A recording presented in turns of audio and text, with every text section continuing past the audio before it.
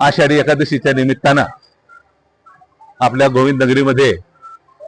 उद्या येणाऱ्या सर्व भक्तांचं या ठिकाणी स्वागत करतो। उद्या आषाढी एकादशीच्या निमित्तानं पिंपळगाव हरेश्वर गोविंद मंदिराच्या परिसरामध्ये पर्यटन विकास योजनेच्या अंतर्गत माननीय नामदार गिरीश भाऊ महाजन यांनी मंजूर करून दिलेल्या सभागृहाचं औपचारिक उद्घाटन माननीय नामदार गिरीश भाऊ महाजन व साधनाताई महाजन यांच्या हस्ते उद्या 11:30 वाजता या ठिकाणी ठेवलाय।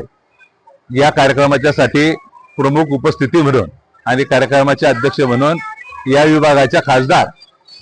श्रीमती स्मिताताई वाघ यांची विशेष उपस्थिती या ठिकाणी लाभणार आहे। आणि या कार्यक्रमाला प्रमुख अतिथी म्हणून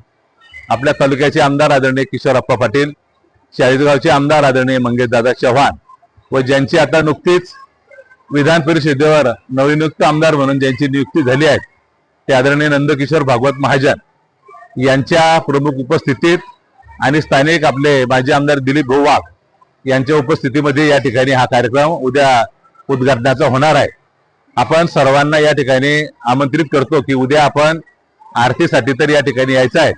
पण एक जे सभागृह या ठिकाणी नामदार गिरीश भाऊ महाजन यांच्या वतीने बांधून देण्यात आलं तर याही कार्यक्रमाला आपण या ठिकाणी उपस्थिती द्यावी असं आवाहन या विभागाचा माजी जिल्हा परिषद सदस्य म्हणून